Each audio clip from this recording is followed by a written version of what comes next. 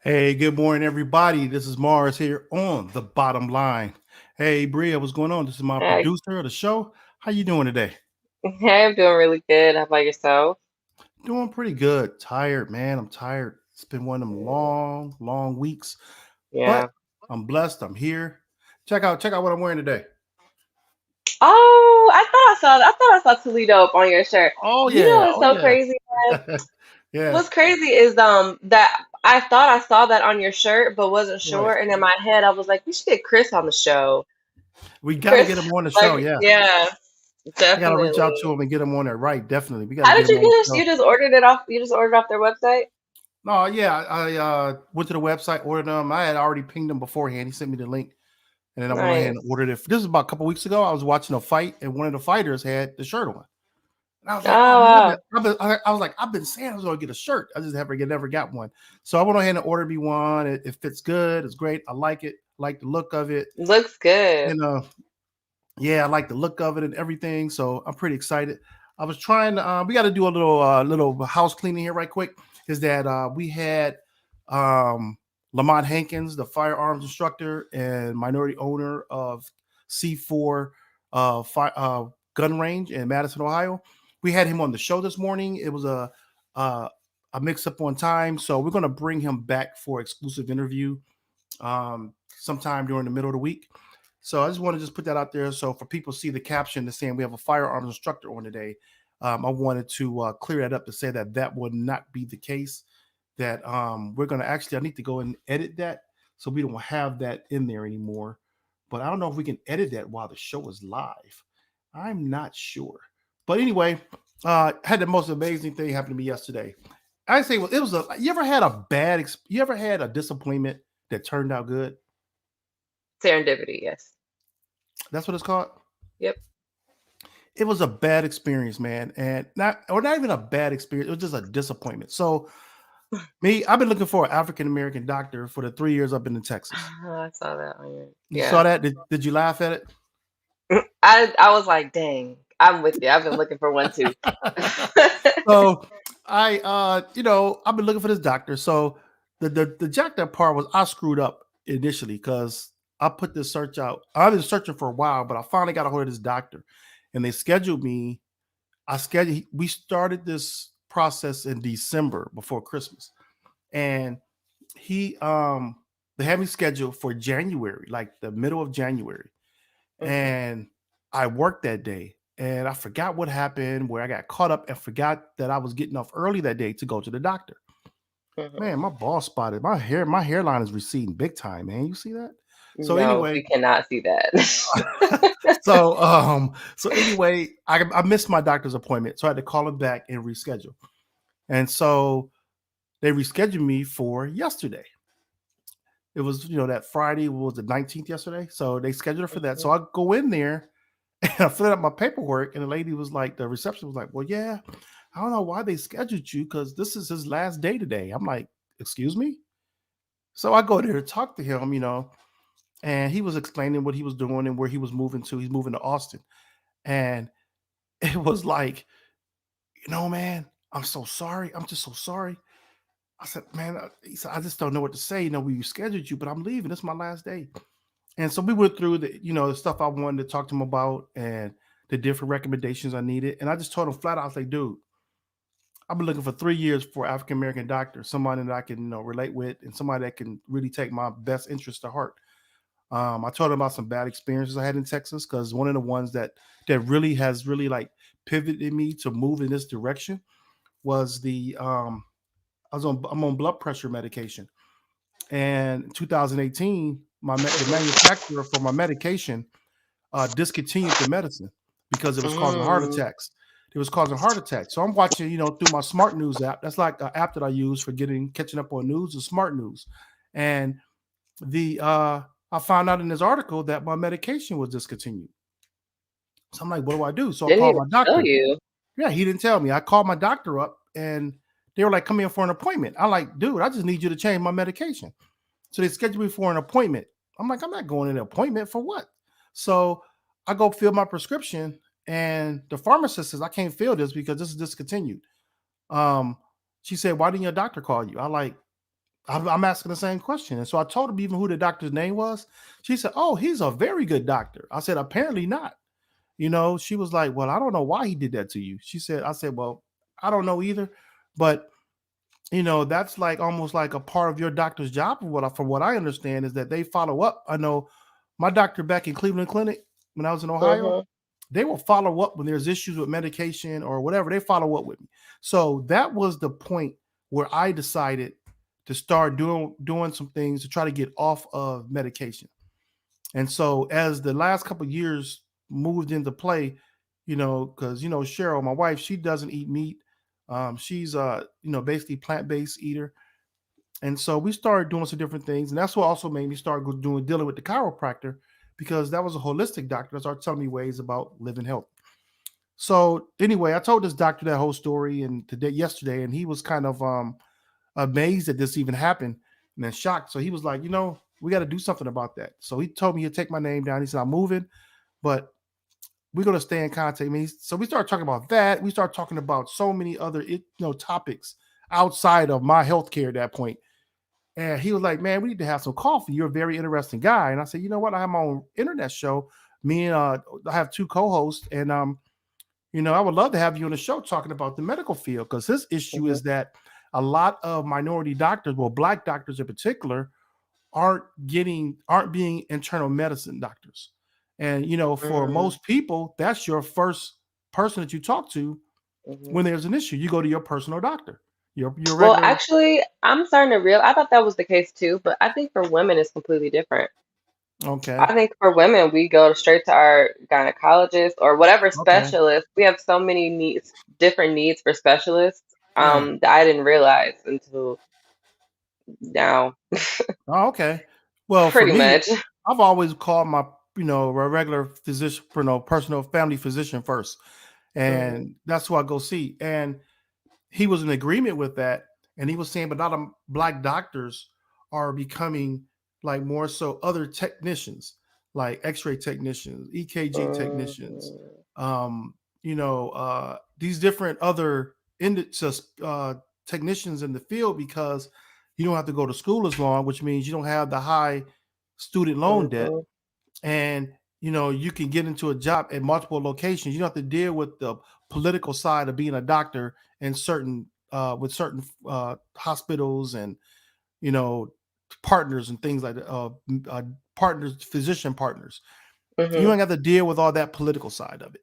So there's this company that he's part of now that I'm not even going to right now, but it's a whole different partner, but it's a more of a mobile app type thing, Hmm. online doctors, and then they also see you in person, but in a way you can have 24-hour care with someone who can instruct you instead of you calling the doctor at night and then they send you to a voicemail. There's somebody who could actually write you a prescription at night if you need it, Wow. or suggest go to the ER, or then he'll get the notes in the morning of how to follow up with you. So anyway, Wow. he ended up I he's the whole way the conversation went about with everything talking about the medical field from a minority perspective. He's going to end up being a guest on our show. That's how it turned That's out. good. And That's good. and as I was leaving out, he gave me his personal phone number. He was like, "Here, take my phone number down, man." Wow.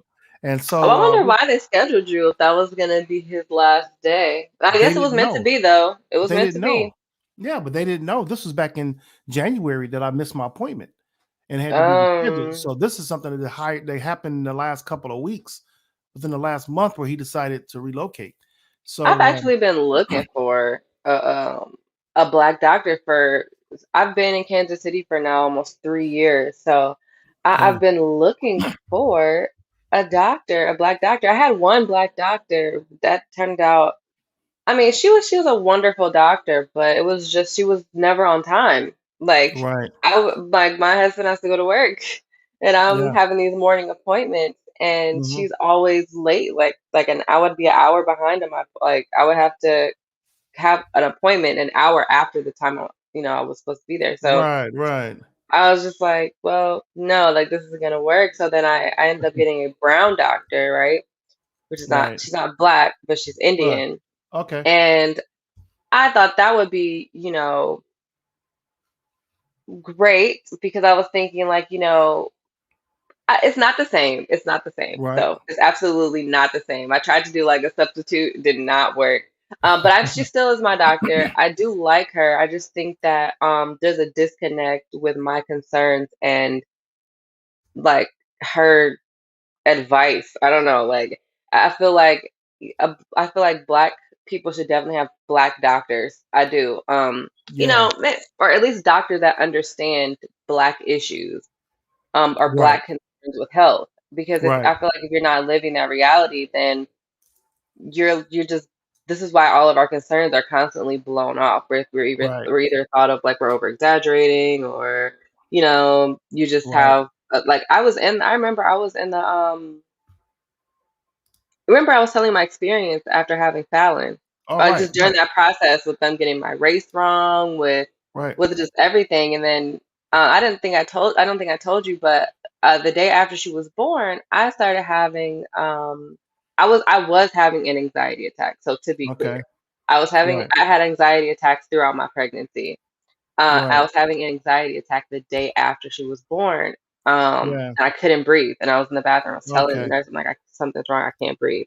So then I Right. started panicking because I'm like, oh God, I'm having a pulmonary embolism. Something's happening, which is actually a Right. common thing that can happen. But even though I was having an anxiety attack, she was not taking me seriously. Right. She was not taking me seriously. And Mhm. I like had to look her in her face. I'm like, listen, lady, if I die in Right. here, it's on Right. you. Do you really want to risk your job? And so she took my blood Yeah. pressure and stuff. She's like, okay, you're having an anxiety attack, but it's fine. You're just having an Yeah. anxiety. Like, what would you think I was playing about not being able to breathe, lady? So, but that's just what I'm saying. It's just like, and I've learned to hold Cleveland Clinic has been the best experience that I've had. I had my first Right, daughter at Cleveland Clinic, so that's right. the standard for me. Yeah, And I've same noticed that here. everywhere I've gone outside of Cleveland Clinic has been subpar. Like they've not at all. They can't hold a torch to Cleveland Clinic, and this is because they don't care Right. enough, in my personal opinion. Like just getting Fallon's social security card and birth certificate. Do you know I didn't have to do none of that at Cleveland Clinic? They sent that Right. application out. They had the social security person at the agent at in our room. Okay. We had to do was wait for it to come in the mail, and it came to the mail to us in Kansas City. Right. We're thinking that this hospital did the same thing. No. Like we called, like, where is her information? Like, she's 4 months. Like, where's her information? No, Right. you Right. have to submit an application for that.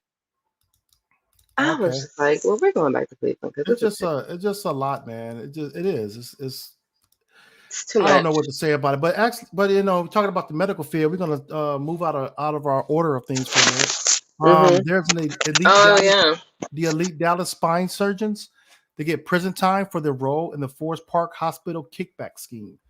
This is something I Mm, wasn't not familiar with, but this article came up. I was like, wow, I was doing some stuff, looking up doctors and things, and they were so talented, a group of talented surgeons who had practiced like better techniques, innovative techniques with back surgery, with spine surgeries, and recovery mhm. time for their spines.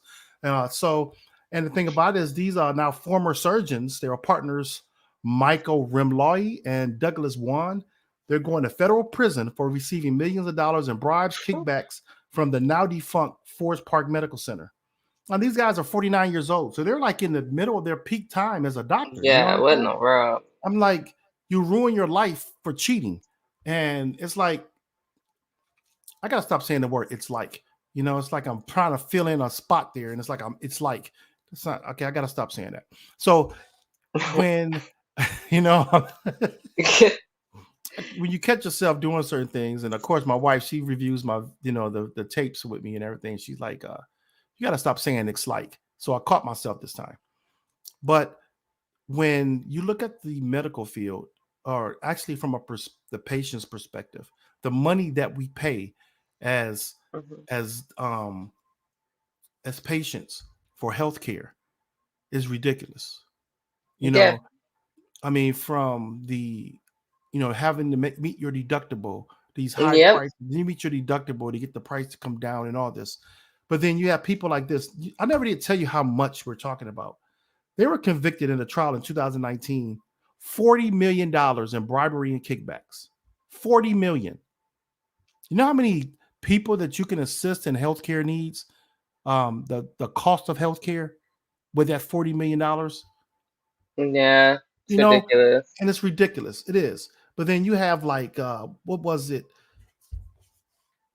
This is in 2016. Multiple defendants, including surgeons, physicians, hospital administrators. 7 of the 9 defendants, including 4 doctors, were convicted in 2019 for their $40 million, this 40 million bribery kickback scheme, which illegally paid for surgeries to boost the bottom line before the company shut down. Like that's Yeah. just everybody that was involved. They said it's at 9, what 7 of 9 defendants um, were convicted. But you look at that, and then you look at the situation with everyone's health care, and it's like, why are they? It's this. It's the like you're losing trust. Number one, Mhm. you're losing trust. Now you're having this political battle with healthcare costs. With trying to find the proper healthcare policy or program for the United States, and you sit back and you have this type of activity happen Yeah. where people are getting rich. Not You wonder why that wealth gap is so large. Stuff like this happens where you have a neighbor who's getting kickbacks like this, making millions, and then you got a neighbor who's trying to make it each day with his regular job and paying for these high costs of healthcare. Yeah. And You it's also have it, to ask. You have to also ask that what is it really worth your career? You went to school for almost 10 years right. to be a doctor. to help people. And Yeah, I know they didn't go into it like, oh, I'm going to be a doctor so I can scheme people out of yeah, money. But no, yeah. but it's just like, at any point did you consider that you would lose your license to practice? Like you would, you know what I'm saying? You would lose everything that you worked so hard for, and you still, I mean, hopefully all their student debts are paid off because it's like They should be two, by three now, hundred right? thousand dollars to be Yeah, doctors. And and on top of that, it's just like you just said, I've stopped saying just like, but it is so sad to see that these men are willing to throw away their careers that they worked so hard, their reputation that they worked so hard for over some yeah, money when they're already rich. You're already yeah, rich. yeah. You got your What are own you gonna do? company. Yeah. Now you're broke and in jail. Well, think about This is this. insane. This is a question I have. Okay, so Judge Zachary I don't want to pronounce jack up this man's name. Zawari. He Okay, ordered them to pay $30 million back in restitution, right? right. It was $40 million taken. Where's the other 10? Mm, Like, in his where's it at? pocket. I mean, like, I don't I want to say mean, that. Let me not say that to see. I can do. I mean, me and you both, we could live pretty well if we split 10 million, can't we? Yeah, where is that $10 million If I split it with going? 7 other Why not people, pay it I could all do pretty back? good. Why not make them pay it all back? Exactly. What That's not happened to the really a 10 million? fine. That's not even really a fine. Well, $30 million is a fine. You know what I'm saying? It No, is a but it's fine. money that they stole. The fine should come out of their own pocket. The fine should Well, come out of after the $30 million. right. But out of that, when they first start taking money, they probably didn't have the 30 million. I mean, the 40 million all at one time. This is a build up over time. But I You know what I'm understand saying? that, but I'm saying a fine should be on top of that still. On top of, oh, I agree. I totally I agree. don't What they're think that's doing. a fine. I think Well, I that's just think, putting back what was taken. well, reason why, because they doing prison time. Looking at 7.5 years for one guy and 5 years for the other one. So you're looking at time being Mhm. served. So that's what the thing about it is, you're going to do time plus you got to you got to pay $30 million in restitution. Their families are the ones who are going to suffer in the end Yeah, because think about it, that's affecting them financially. You get to be in jail. You have a place to sleep. You got food that's going right. to come to you. It's probably a cushy white collar prison. So Federal. I think you're it's federal. Is that federal prison? I'm not sure. Let me go oh. back. Is that federal prison? Because Do they it not doesn't have federal say. prisons that are Yeah, yeah, that's federal prison they're cushy? going to. Oh yeah, Yeah, all. but Well, I don't they guess have all federals. cushy? I guess they all are in federal prison. Because I when don't you know. think I've never about been. like, have you ever seen that documentary? This is kind of sidestepping, but it's along the same lines. Have you seen the documentary about the college admission scandal? Yes, I haven't seen a Yeah, so documentary on it yet. they were in federal prison, but they were in like cushy prisons. Right. Even though they only spent like a week, it's like the most was 8 weeks, I think. No, there was Okay. one guy who spent 5 months in jail. But like, you know, you have a guaranteed place. Your kids and your wives have to find a way to survive without you there. Like Right. you just took the head of the household out of the household, Right. Right. and No, nobody I did it agree. but you. It's Right. crazy to me for me to just think about how selfish that was. No, I agree. So what we got next, Bria? What we got coming up We next? are going to talk about the proposed changes to the Texas castle law, the Ooh. castle law in Texas, Okay. The which question is directly why? affects you. Yeah, why are they changing that law? I know that they're, from what I understand, it's called House Bill 196. So this is how the story reads. It's from an article from FMX 94.5. They said sometimes I really get a weird itch to look up a proposed bill in the Texas House. He says nerdy. Probably a good idea since I live here. Oh, yes. So currently the most read House bill concerns an amendment, rather, the restoration of a previous clause to what might be Texas' most famous law, the so-called Castle Doctrine. So in essence, in the House Bill 196 states that a homeowner or a property owner has a right to defend their home or property with lethal force. If a would-be burglar was attempting to break into your home or car, you will most likely face no legal repercussions shooting them. That's the law, right? So now the change proposed in this re-edition of the clause that the home property owner was first have to attempt to safety, retreat before shooting the perpetrator. That sounds reasonable until you remember that you're a 5'1", 5'4" woman, and that the attempt to safety retreat, whatever that means, might cost you your one chance to save your life. Mhm. So y'all think this was the direction this article was headed? Right. So the lady goes on to talk about how when she was 17 years old, she was walking home from, walking home after visiting, McDonald's. It was after dark, and she took a shortcut through a path well lit alleyway. A man in a blue and silver Chevy Silverado drove his vehicle beside her at such an angle that she tried to attempt to avoid it, and he could have ran her over. And she says she refused his invitation to come to a party with him. He grabbed her by the arm and attempted to pull her into the vehicle. She had shouted, a man's name at the top of her lungs. And, that's what made him drop her arm, because he said she probably could have got raped or murdered that night. He sped away, and she sure continued to, she's not sure if he continued to be an absolutely model citizen. We don't know. But the whole point was that was like an attempt on her life where she was threatened. But if you're in your home, if you think about it, if you're in your home and somebody breaks in your house, isn't Mhm. that the threat itself? That's what I was saying. Like, they're already in your house. What do they need to do? Shoot me first before I can shoot them? Right. Is that way? But you know what this reminds me of?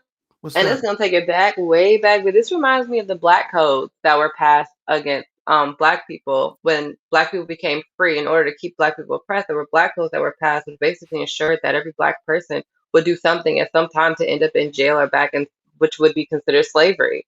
Yeah. Um, and so now, like you were saying today, you were saying it seems like this is being put in place because of all the minorities now that are obtaining um, their gun licenses and having guns.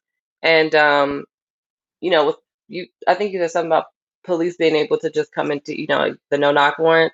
But Yeah. I think that this to me is synonymous with black codes or with when black people learn how to vote and they put all those restrictions on it so that it would make it to where we couldn't vote. Um, this reminds me of that because now you have black people who are finally starting to embrace their right to own arms, and you're making it to where if they use them, they can go to jail to protect themselves. They can still go to Right. jail. It's the house that you bought with your money that you have to protect. It's your property, Right. and someone is coming into your house without permission to possibly kill you, and you have to wait for them to threaten your life in order to defend yourself. Doesn't make any Yeah. sense. Yeah. Doesn't make This sense. bill, it was introduced November 9th, 2020. I'm not sure what's going to actually happen with it. It's hard to say because it really depends on who the prosecutor is and who the district attorney is going to be, right? Who the DA is going to be, because Mm. um, if you it's all about your representation, because you can have, no matter what the ethnic background of the person that then shoots someone and doesn't have proof that there was a threat, can be, if the representation isn't right, you can go to jail. Either, I mean, it doesn't But matter. So this is, but just like what you see with everything else today, I know. who's going to get hit with the book and who's going to Right. be given sympathy? Because we're going to visit that later today in the show when we talk about two different cases that could have turned out completely different. Right. Yeah. So I mean, that's true, but Should have that's the new law they're been pushing in different. the House, and I'm not understanding. Well, I don't know who's pushing it. If it's 2020 and the House is pushing it, that means it's a Democratic House. Did I never change the So banner? I'm sorry. are those? So is that the Democrats that are pushing that law, or is that Republicans that are pushing that law? It I don't doesn't know. matter who's pushing the law. It just No, matters no, how the no, law is going to be interpreted no. Right, after it's all said exactly. and done. And then you have a jury, and then that jury is going to be a jury of your peers. And depend if you're in Texas, depends on what city you're in. Most likely, Your it won't peers be a might jury be of on. your peers. It won't be your peers.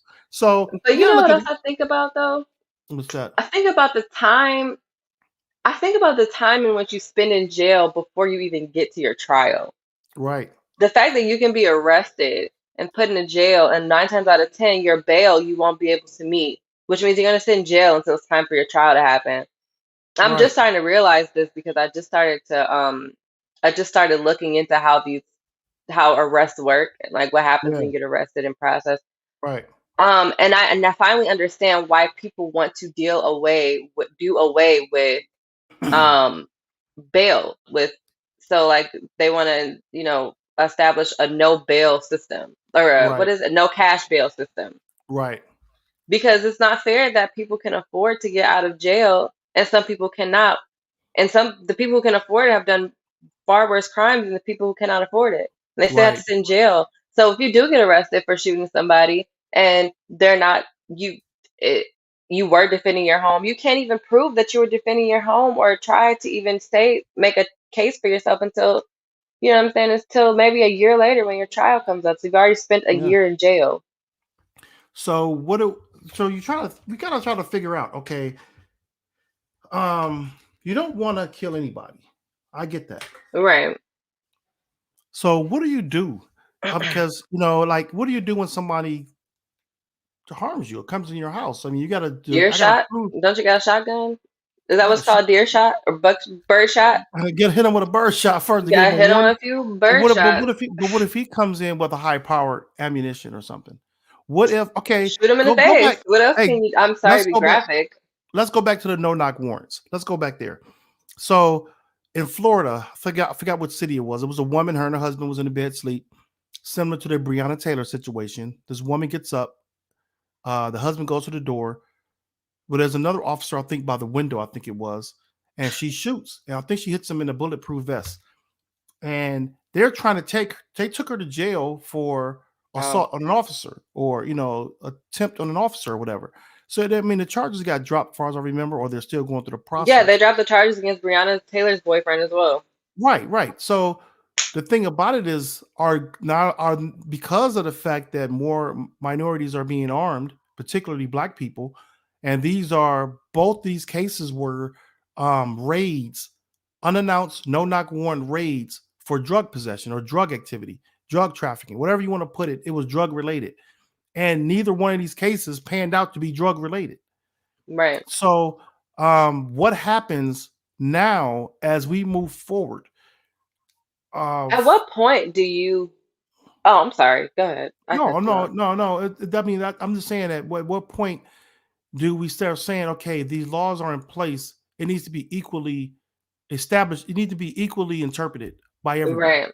Um, it shouldn't be a case by case all the time. When you're looking at an officer knocking on a door, no knock warrant, you bust through somebody's house and you get shot, but yet you want to charge the person who's protecting their home because you came in unidentified.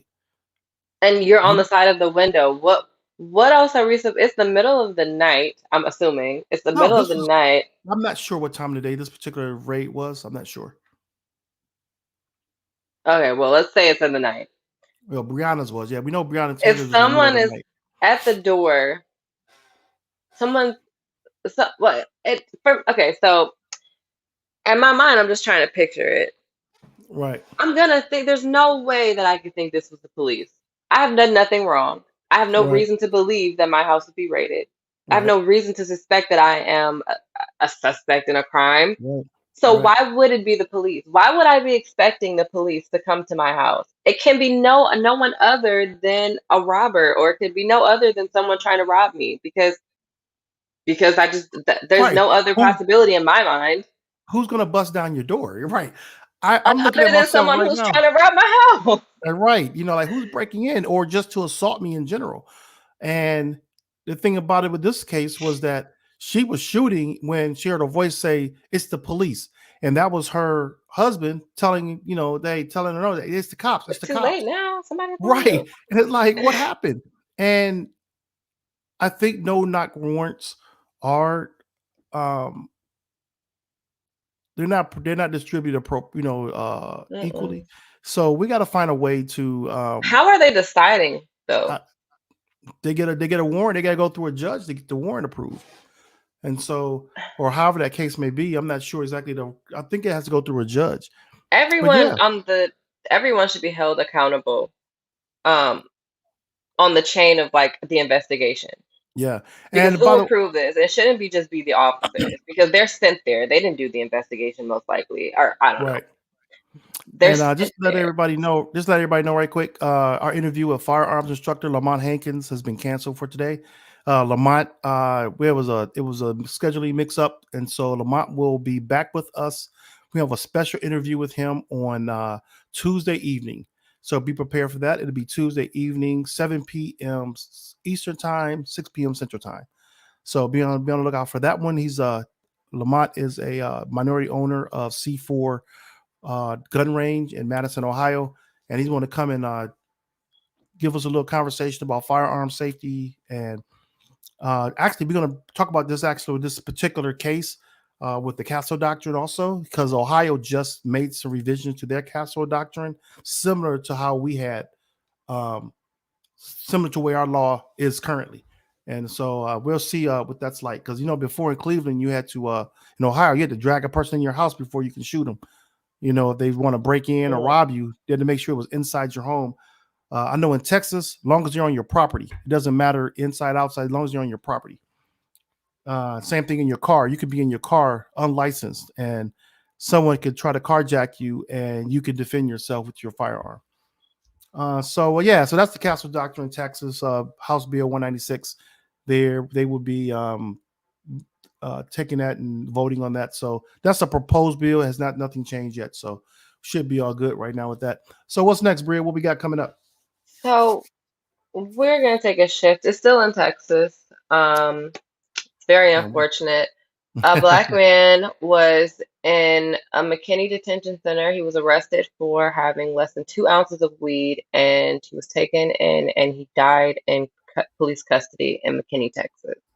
okay, yeah, Um, Marvin Scott. this story was very disturbing because uh, it's basically a replay of what we've been seeing over the years. Okay, It's almost the exact same thing yeah. uh, that we've been seeing over the years, where he was being restrained by more than one officer, Hmm. and he died. It's senseless. It Yeah, makes no sense to me how you could be arrested and taken in. You're already arrested. They already got you in custody. Why else? Why do you need to be on top of this man? So, yeah. you got the story there, right? Well, yeah, I got the story Yeah. here. This is the one I have. I got a short interview. I mean, there's a couple of there's a couple of videos we have on it. But my question first was that the amount that he had, why wasn't he given a ticket for it? Why was he Mm. arrested for that amount? Why wasn't there like a I Other mean, than the was fact that that he was black with drugs. well, no, was that something that was worth getting arrested for? Is what I'm saying. Was that really an arrest? If it's like a small amount and you can see it's for personal use, not like he had a whole bunch that he was distributing through the city. Why not arrest? I mean, why not just give him a ticket rather, a ticket for possession? Well, I don't think I've ever seen anyone black get a ticket for having marijuana on them, even as something as small as a blunt, Yeah, a roach. I've never seen anyone not arrested. So yeah. He was a arrested for ticket doesn't. possession. It was less than 2 ounce, and it's a misdemeanor. What's I crazy is mean, he was 26 years old. This man was my age. yeah, Um, and so this report that I'm reading now was from 11 hours ago. yeah. Um, it looks like so the sheriff's name is Jim Skinner. Mm-hmm. He conducted a news conference on Friday morning. Mm-hmm. So Mm-hmm. I guess that was more than why is this Yeah. was 11 hours ago. But maybe the article is from 11 hours ago. But Article, anyway, it yeah, says that the McKinney resident died after being forcefully restrained, pepper sprayed, and placed under a spit hood. yeah. It was confirmed that um, let's see. Well, they have not determined the cause of death, but we Okay, know that this is what happened when he died. right. And it says that the reason what caused this all to start, what pushed this into gear, was him exhibiting some strange behavior, end quote. Well, he had in schizophrenia. quotation. They said that's what it's saying now, that he had mental health issues. I So did see that, but they need to. This I was gonna get, but go on. You can say your no, thought. no, And no. Go ahead. No, you go ahead. my thought is what I have been. This is just what everyone's been saying for the longest. Is that they need to have people who are specialized in mental health. They have to have mental health specialists. They need to have mental health specialists present when these officers are arresting or when these officers are trying to de-escalate a situation, because these officers do not have they don't have training in how to deal with mental health issues. All they see is the Yeah. human reaction is their human reaction is, I'm a police officer, I'm supposed to de-escalate situations or whatever. Right. And this person is displaying a behavior that I think is going to turn into an escalation or a problem. So I need to hurry up and stop it.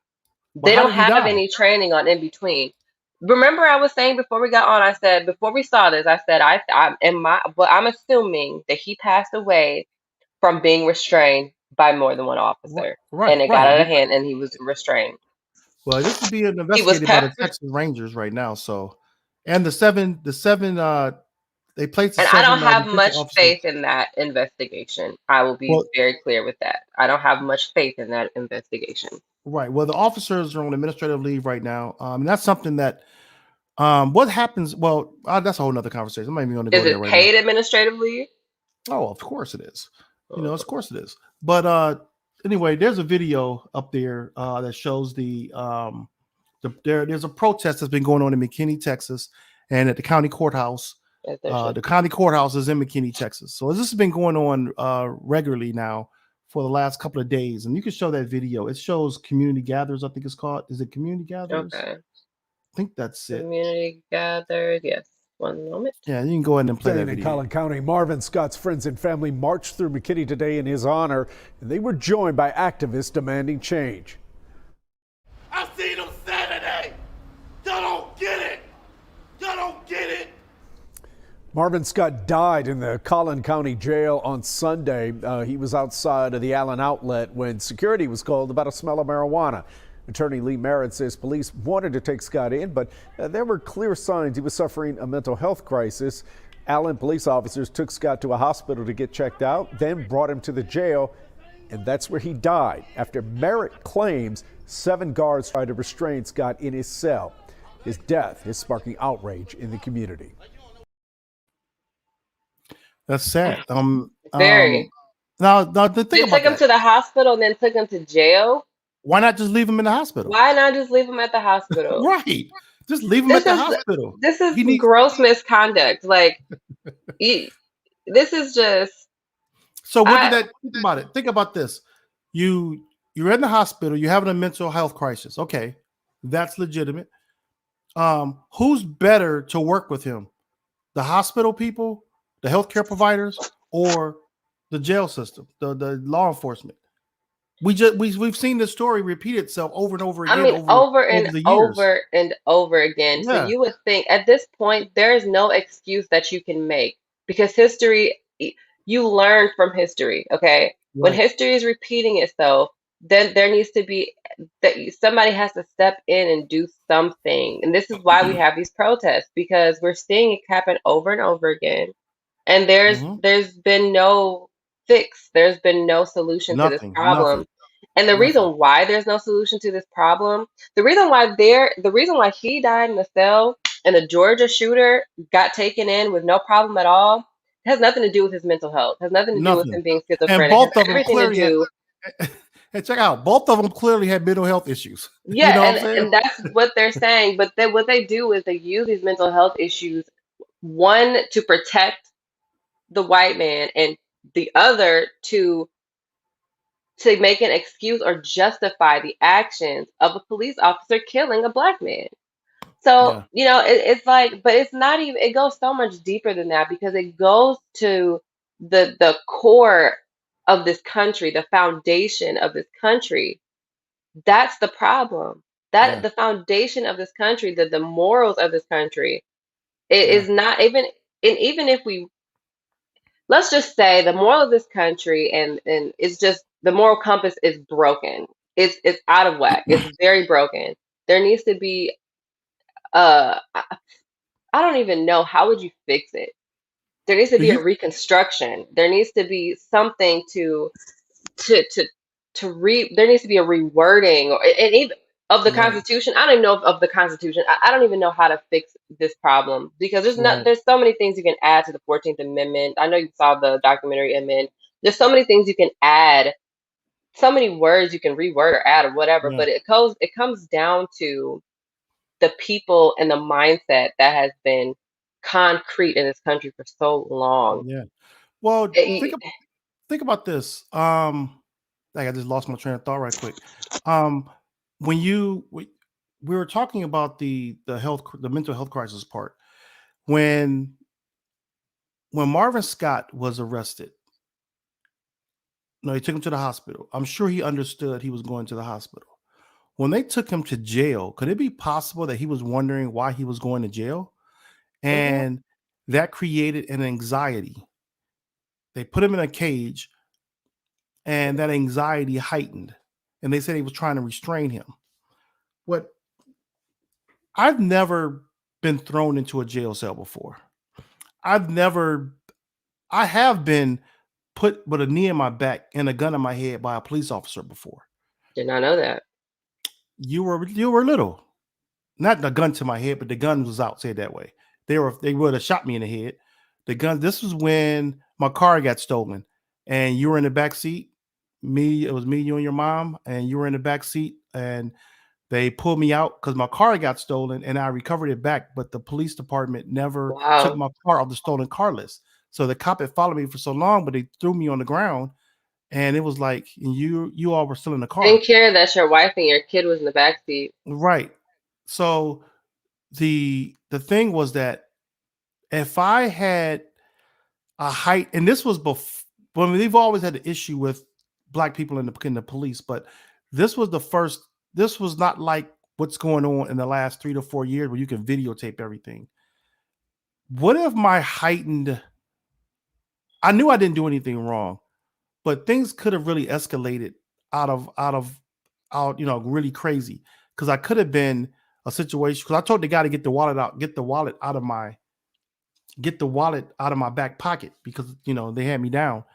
But what if I had an anxiety attack with these people like that? What if I had, because when you're being restrained, you don't want to be restrained when you're under mental distress. You don't want to be restrained. You need to breathe, need to get, what happens in them points? Could Marvin Scott have been going through an anxiety where an issue with anxiety because he's wondering why he's going to jail and he had not committed a crime to be put in jail, you know? Um, do these things ever come across the mind of police officers when these things happen while the person they arrested is in police custody? I'm not saying on the street, when they're not restrained yet. I'm talking about when they're a restrained person, a George Floyd situation. You're Mhm. already restrained. Um, there. What I understand is that an officer has to protect the prisoner, the person they're arresting. They have to. Is their duty, and they're obligated by law to protect that person. So, what I've heard from law enforcement in the George Floyd situation, if they did not have him restrained down with a knee in his back, he could have rolled into traffic and got hit by a car. I'm just giving you some idea. I mean, I'm not saying that was the case. What We about the know knee that. in his neck? No, He no, needed no, six knees in his neck. no. He did. He didn't. That's what I'm saying. I'm just No, giving you the I'm just yeah, example. no, I'm just yeah. giving you the example of restraint. A lot of times, the restraint to me gets taken way beyond the need that is necessary. Mhm. So when you have somebody that you're restraining down, for instance, when you see police officers have a person handcuffed and they're hitting them in the head with their fists, what is the purpose of that? Um, It's a power struggle. It's we a know power that, thing. right? So those things are In this the situation, I don't frustration. think that's the case. In this Yeah, situation, they overpower the guy. I think that in this situation, just like many other situations where you have multiple police officers trying to detain one black person, I think it goes to, like, I was the core of the country, which is the black man is a threat, and he's out of control. So just naturally, for some reason, there's just a psychological response of just like, okay, we have to get all on top of this guy because he's black and he's irate, and we gotta get him. And And it's then like he you was a big see, guy. He's a and big guy. and that is the thought process, though. And you know what, Dad? I will say this too. It is not just a white officer thing. No, it's It's like officers. it's in like the foundation of the teachings Yeah, of in the trainings of officers. Like, for some reason, that's just how it is because we've seen black officers on top of do the same or thing. Yeah, abusing their power against a black man. But why is it that white men are coddled and taken into custody, taken to Burger King on the way to the police station? You know what I'm yeah, saying? All of these things. These are terrorists, yeah, though. These are men that are shooting up movie theaters and massage parlors and clubs and schools, and they're being yeah. in churches, and they're being taken in peacefully, set Right. down and given a drink of water. Yeah. You know what I'm saying? And it's just that, but that is all, that is not something that's just popped up. This is a conditioning over years. Over And years. Yeah. it's just the way that this is embedded in this country's history. It's embedded in the foundation of this country to just treat black or minority and white people differently. So That's speaking just what about it that, is. what happened with the situation? Let me find. I saw this other video I wanted to bring up. I wanted you to check this out because I thought it was very interesting. Um, when we were talking about officers, Hmm. um, I don't think the Capitol officers are getting national recognition and respect for how they contain the riot, the Capitol riot. And so I happened to see this interview, which I had never heard of this particular guy's story. I've heard Hmm. in the background about the racial slurs that was thrown at the Capitol officers, but this Hmm. particular guy, um, I was impressed with the fact that how was these officers able to not use excessive force? Like, well, they did they shot the one lady that came through the window. Um, okay, but go on. They showed this immense We restraint. could definitely talk about that. And so I was really like, wow, they really showed this restraint. So I saw this interview with one of the officers and I questioned the same thing for him, but it was a black guy. He was saying how they called him racial slurs and all these things. And I saw other officers getting beat with flagpoles, but Hmm. there was this restraint that was put to where they didn't come out of pocket and shoot somebody. They were And able what to does that really tell restrain you? themselves. Because but I know what you, but yeah, okay. I don't have to say it because it's already very obvious and implied in your speech. So Right, I don't right, have to right, say it. right. So that shows me that the same restraint isn't showed like with Marvin Scott. No, absolutely not. And I've always said this. This is exactly like a parent-child relationship. Okay. You are gonna you are going to show restraint with your child, and you are going to want them to have the bare minimum punishment when it like this is when it comes to if they do something wrong and there's repercussions from an outside force. right, Okay. You are not going to want them to go to jail. You, no matter what, they could have murdered someone. You don't want them to go to jail. You don't want right, them to get the maximum repercussions. But if right, that person's not your child, you're like, oh, they robbed a bank. They need to go to jail. Oh, right. they killed somebody. Put them away. Put them in jail. That is how America treats white people. That is just how it is. Like and this sounds extreme, and I've had someone tell me You're that this breaking sounds up pretty extreme. good And, over there. oh, can you hear me? I hear you now, but you were breaking up. Oh, okay. Yeah, But yeah, you're good. You're I, good. You're good. Go ahead. I have said this and I have been criticized for this, but I stand behind it that America treats white people like its children and other people like their children's friends or their children's associates. We Okay. and I've said this for so long because it's very true when you think about how this country's conception came about with only the white man in mind. Not even the white woman, but the white man in mind. Okay. you know and it's just when a white man does something wrong, when you see all these domestic terrorist acts, when you see all of the You see and I will even take it to when you see all the people that were convicted in the college admission scandals, rich white Yeah, people. right, They are not getting the same amount of time or the same amount of what the same consequences as other people. right. And that is because they are white. And I stand behind it. I stand behind it completely because that's what history has shown us. I Yeah. haven't seen anything else. So it's like I don't know what's going to take for this to change. I'm not What sure. I don't think it can, to be honest. I don't know what can change because it doesn't matter how diverse our leadership is from the top down. Yeah, It seems like it never seems to change. right. I'm gonna bring up that video with Marvin Scott's wife. Okay. And let's hear what she's talking about with I know the Lee Merritt is her attorney, civil rights attorney. Um, Mhm. let's see what they're saying about in this interview here. He spoke with his mom, or Marvin's mom, Marvin's dad, about who could speak for them, because members of the church wanted to speak for them,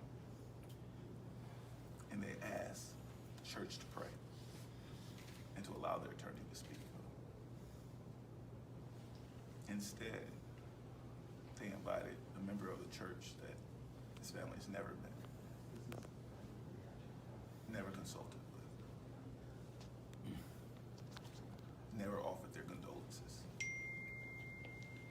to speak on their behalf. You listened to the press conference. Did you hear anything that you know to be untrue? Yes. The statement that was made that was untrue, and I want to be very specific with the words, was solidarity with the family. It seems like a small thing. It could be taken figuratively, that they would come together on Tuesday in solidarity with the family. It might mean eventually we plan to reach out to the family and form some form of solidarity. But the implication was in this meeting that solidarity had already been had. That they were in fact standing in solidarity with the family. Not that they planned to on Tuesday on 6:30, a date and a time and an event that we just heard about via media. It's similar to the text message this family received from the coroner's office to tell them that Marvin Scott III was dead. The family continues to be pushed aside and minimized, and it's hurtful. It caused a great deal of pain to this family. It feels like a small thing, but to someone who has to bury their loved one as the sheriff invoked, it is a huge deal to disrespect them in that way. There are going to be consequences. So when he says that he's promised the family a thorough and transparent investigation, This investigation is neither thorough nor transparent. The statement that he gave today was neither thorough nor transparent. That was from the As Dallas I Morning News. said, very little faith in that investigation. He is absolutely right, absolutely on point. We Right. already know the end of this investigation before it even starts. This is the thing that I never heard before. That you get a text message from the coroner's office that your loved one has passed away. Didn't know. A text message? Really? Never heard that. A I've text never. message? Oh wow, a text message. And Because how do you take that? why would the police invite someone at the press conference who the family had not even agreed with? To save face. To And save face. where did they even find the person? They just found somebody that was willing to speak. Anyway. When you look at Texas, when you just look at Texas, Yeah, I'm Texas, here. the history of Texas. You know the history there. So Yeah. it is not, and this, remember I was saying this before. I know I always take it back here, but what else can you do? Yeah. Dad, these are the same people who who are descendants of relatives who were around during the sundown times. Yeah. So even though this is no longer sundown town time, the ideology is still there. It is a concrete thing. It is a generational thing. Okay. You pass Right. these lessons down to your children and they pass them down to their children and they grow up to be very corrupt people. But Right. they probably don't even realize it. Right. because it's so concrete. It's in your it's now it's in your character. It's in your genealogy. It's in you. It's in your bloodline Right. to think this way. That's like lack of And empathy. it And is to think that's that's like lack of okay. empathy. Yeah. There's the Capitol police officer that I saw this interview with the other night. This Hmm. is with Don Lemon. You can see that one. Listen to his perspective of being a Capitol Police. And the thing about it, I support police officers. That's the crazy thing. It's like you have to support. You're supporting. I do. I Agent, support police officers. I support them wholeheartedly. And the sad part is, as you support them, do you feel totally confident that you're going to get the same support from them? And Not that's evenly just, distributed. No, there's it's a never going to be a concern. time. There's never going to be a time where where it's going to be evenly treatment is going to be evenly Well, distributed I'm between. still hoping for that time to come. And you're a younger person. I can understand your frustration. I Um, mean, there can never be a time unless you take apart. You have to take it apart from its foundation and yeah, regroup. You have and to rebuild it. recreate it. There's no And- other way. You can't just keep painting pretty colors over ugly foundation. I've said this so many times. There's no right. way. Yeah, that's You like, have to get to the core of it. You got to get to the important parts. that's like abandoned houses that's falling apart and you just paint it. Yeah, you can't It's do still it. It falling doesn't apart. work. It is Still still falling apart. falling apart. Yeah, so go I ahead have and the hit that video Capitol. right here. Yeah, hit that video up, and then we'll discuss that afterwards. Here we are giving so much and putting our lives on the line to protect democracy and keep it, and we're being called racial slurs.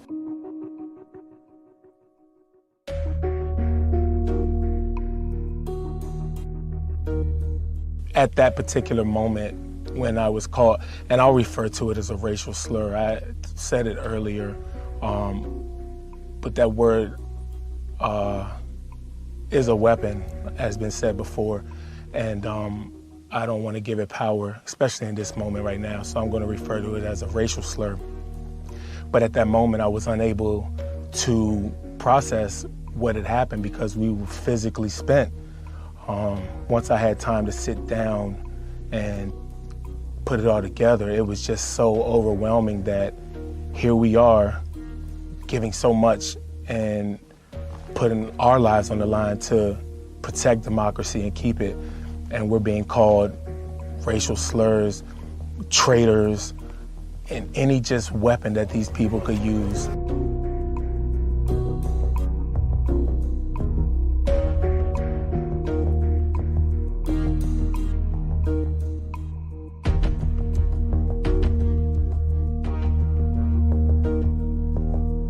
One of my colleagues said that he was called a racial slur. He was carrying a rifle, a long gun that day, and a group of terrorists came to him and said, "You think you're a tough N-word with that gun? Put that gun down and we'll show you what type of N-word you really are." And nobody deserves that.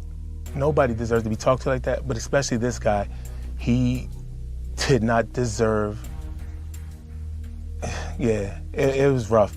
And I guess but we keep coming back and we love our country even though it doesn't love us back.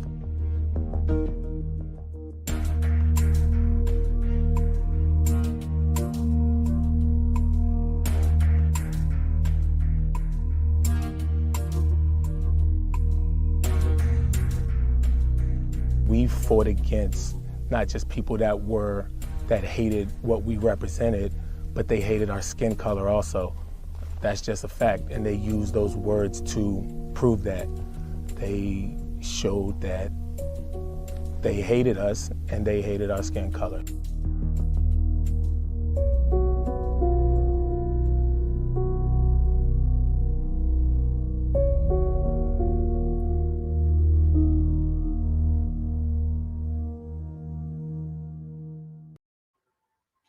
That's disturbing. That's disturbing in many of the ways because, like you said, it's a two battle fight. And you hear that a lot with women as well. Like it's a two battle fight, being a woman, then being a minority woman. Hmm. These guys are there to do We a call it job. being a double minority. a double minority. And I mean, a lot of us face that at different jobs that we hold. You feel that, and until you're in that position, you never understand it. You never understand it until you are the minority in a situation, and then there's another minority because of your skin color. Mhm. And it could be on the job. I'm waiting to hear the testimony from a white person who worked at an all black establishment and was a female minority. You know, in that particular situation, a white female rather, in an all black establishment.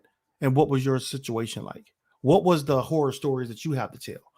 Or a white guy that had a black boss and he had a whole office full of black people that he had to deal with. What was that situation like? I would love to hear the stories. Um, and were you the least paid on the totem pole in those situations? You want to be able to put all that together because you hear these stories all the time. But for this police officer to be called racial slurs while trying to fight for the Capitol against people who claim to love law enforcement, that's like it's sad. It's sad, you know. And then you got to look at also there was another officer, by the way, at the Capitol. I think it was. I think it was from July during the summer Floyd protests. It was a member of the Proud Boys. I got to look the story up, but he had a good friend. They were in the military together with a black Capitol police officer. And he told the guy that we're going to be down there and, you know, be wearing the Proud Boys. You know, you'll see our shirts on, but we're down there, you know, basically saying they're looking for Antifa people at the protest. And this was a black Capitol police officer who said, "Oh yeah, I'll be looking out for you. I'll take care of you." Basically, and I don't want to quote him, but basically paraphrasing, basically is what he said. You know, we'll take care of you. You'll be all right. And I'm like, wow, is it getting that bad in our country? Is it getting that bad? So, yeah, I I want feel to for push this guy. back on something you said. What did I say? So I do want to push back on the you said you wanted to interview white people who work in predominantly black spaces, Yeah. and see what, like, if they have horror stories or get least paid on the totem pole. But Yeah. I think we have to analyze that and think about just what we know about workspaces in America. If there's a white person working in a predominantly black space or a predominantly black um, job, like it's office or something, Right. you would have to think about what type of job that might be. Right. What is the target customer or the target client or whatever, who are they working for? Mm-hmm. And you would have to consider that, and most times when you have a white person working in predominantly black spaces, it is for it's because they desire to be in that space. I was It's gonna not because follow they up with that. couldn't. Okay, because it's not because they couldn't find a job anywhere else. Totally agree. It's because they desire to be in that space. And I guess specifically, I'm speaking of, like, if you're working, like, this is just an example. Yeah. Say you're working for a nonprofit in the inner city, and most white people that are there They want to be there. are there because they want to be there, Exactly. right? So nine That's times out like of 10, they're actually not getting paid less than their counterparts. They're getting paid either the same or to what they should be getting paid to I guess, match with their description or their job description. right. I was looking for that other end of the spectrum. I was looking for that person It just who's can't like, possibly be the same, though. that's what I'm, that's the point I was trying to make The when I point. made that Okay, I just statement. want to. It's Okay, not, you're not going to see it. You're not going to see right, it. You're not going, right. because first of Yeah, I all, just want to clear. Yeah, first get of some all, clarification. first of all, they're not going to put themselves in that environment. No. They're not going to place themselves there. Now, on the flip side, there was a guy some years ago. You can look it up on YouTube. He was a white supremacist, and the police officer, I think it's his probation officer or somebody who's a black female, and through their conversations, he changed his ways, and he thanks this lady for changing the way he used to live. He changed his whole perspective from this relationship. because he got to know somebody who for years he hated until he got a chance to be in a one-on-one space with that person and have real conversations like he would with anybody else. And his whole perspective changed from that conversation. So I want to say hi. I want us to say something to Miss Leslie Tinsley. Hi, Miss Tinsley. Bria here. My camera is malfunctioning. We're getting it together. I will be back on camera next week. So if I'm still in the show, you'll be here. we're waiting on Darren to come back. But if I am on the show, I will definitely be on camera. Yeah. I'm going to skip over this one article. It was a Texas-based hate group linked to 80% of white supremacist propaganda nationwide in 2020. There's an article you can check out from NBC Dallas Fort Worth, Channel 5. It's an article there. I'm not going to go into that right now. We talked enough about white supremacy and that from that standpoint. So I'm going to just let that go. We do have to talk about the Georgia shooter, though, the massage parlors in Georgia. Yes, go ahead and do we have a video for that, or are we just going to just talk about it? We can talk about it. I do have an article that I wanted to reference. Sure, go ahead. But I think I actually pulled it up. So let me go ahead and pull this article up because I wanted to talk about what the police officer said. But let me pull up the. Sure. I had it here. It's totally here.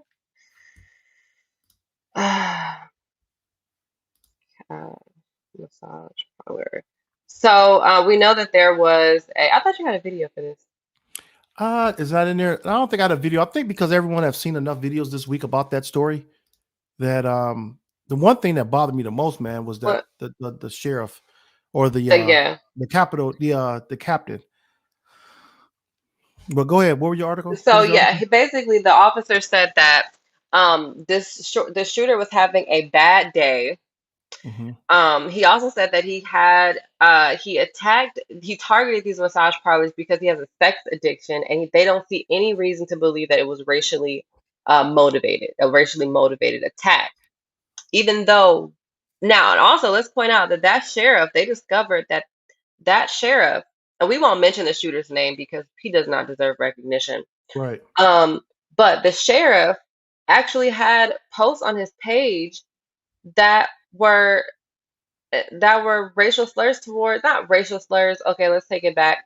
But leading to discrimination against Asians in this country. Exactly. Yep. Saying that, coronavirus came from China and other things that pointed towards believing that he has some sort of racial biases himself. Yeah, it was saying the China virus imported from China. And the thing about it that makes that, like, I just had a big debate about that yesterday with someone who was afraid to come on my show and talk to me about it face to face. I'm gonna call them out there like that. I invite people that I have. Don't be shy. Say names. No, I'm just kidding. Don't say names. Oh, Steve Strange is his name. I'll put it out there. And the thing about it is that people will debate online like a keyboard warrior. And so I always tell them I invite him on. I invited him and another guy named Scott. Actually, I should have sent Scott the link because Scott said he was going to come on. Dang it. I've had debates about this too. Are you talking about like is it being referenced as the China virus or being referenced? Well, it could be any debate that I'm having online with somebody, right? And they will discuss. They will come online and fuss and argue with you, debate with you on some stupid stuff, just out of total ignorance. And then I invite them. I say, well, let's have an intelligent, respectful conversation and dialogue about this. And I invite you to my show. Let's talk about this. Oh, and I decline. I'm like, why? But they don't want to be labeled as a racist, or they don't want to be. They don't have to be labeled. They don't want to face the actual reality of their thoughts of what they think about it. And you don't have to be labeled a racist to have a conversation. You're only labeled a racist if you distribute that. Well, what I'm saying is that I always use the term your character usually gets exposed. Yeah, we can have a conversation. I don't have to ask but a few questions and give you my perspective, and your response would dictate where you're at with this. Well, based on your responses or your conversation with him, did you pick up that type of vibe? I think that he's been culturally conditioned So racist. No, listen to no. Culturally That's a cultural conditioned. conditioning. No, Literally, right. that is what it is. No. This is what I'm saying with that cultural conditioning. People have been listening and following certain groups of people or family members for so long, they have not yet to think on their own where they can say, well, this makes sense, this doesn't make sense. They just, you can tell by their conversation that they haven't put a lot of thought into it. They're going by Yeah. what was said. What they heard, yeah. If you do not believe that police officer, this is what the guy called me a racist because I said that the police officer was handing these shirts out and it was inappropriate. He said I was fabricating a race issue. Like Oh. that. So yeah. So go on. what gave you that? What made you think that? So I don't want to call a person a racist. I do. I call it like I see it. Well, no. I call it out. Okay. I hand out name tags. I am not playing. Well, I let their character expose it because it's easy for me to say that. What's even harder is for you to have your own peers who look just like you call you that. That's what hurts worse. So I've had those situations where I don't have to say it. You follow my post. I don't have to say it. I just asked you the questions and your answer dictates exactly where you're thinking and where your heart is at. And then you'll have other people. Go ahead. Sorry. No. Yeah. You have other people what? No, I'm just saying other people who look like the person who's debating with me will tell that person you sound like a racist. I'm not calling you one, but you sound like one right now. And so that's just where we're at. And it's sad that it has to come down to that. But that's what I got to do sometime. I got to just sit back and let it fall, let the chips fall where they fall. And if you don't like what you're being called, and like I said, I don't have to call you that. It's the other people that are saying it to you because they're watching what you say, your actions. You're exposing your inner self. You're exposing the things you're trying to hide, and you don't even realize it just falling out of your mouth. They can't even help it. It just falls out of your lips. They can't even help it. You know what? I do call it out because I call it out when I see it.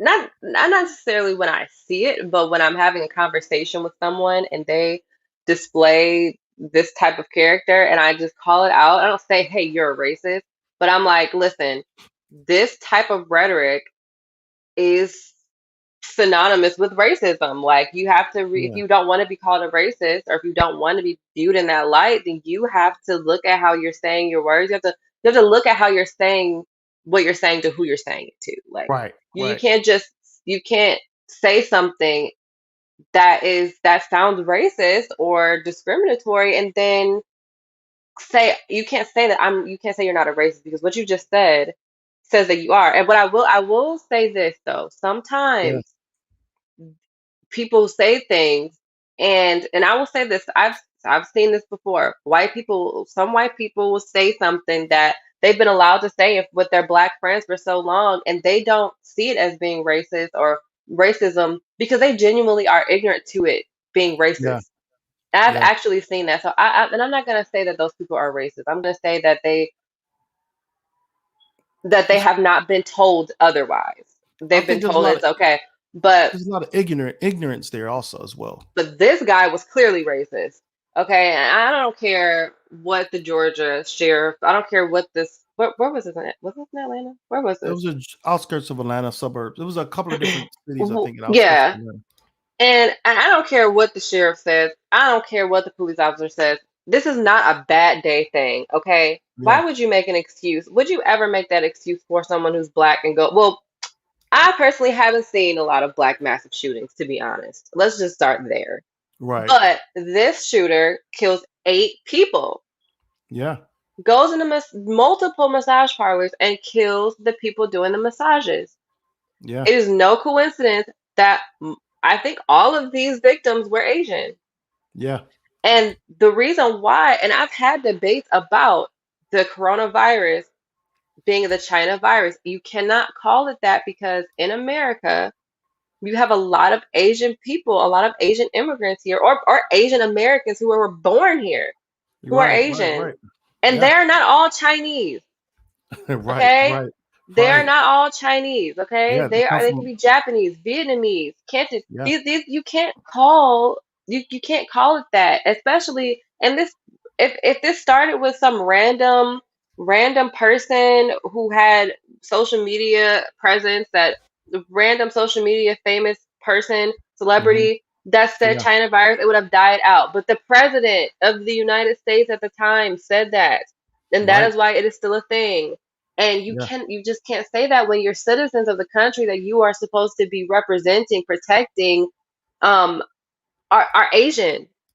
You Right. just can't do it because Americans, for sorry for saying this, but Americans are ignorant to a lot of things, as Yeah. a lot of things, including how to differentiate a Chinese person from a Japanese person. Yeah. I They agree. are a Vietnamese person.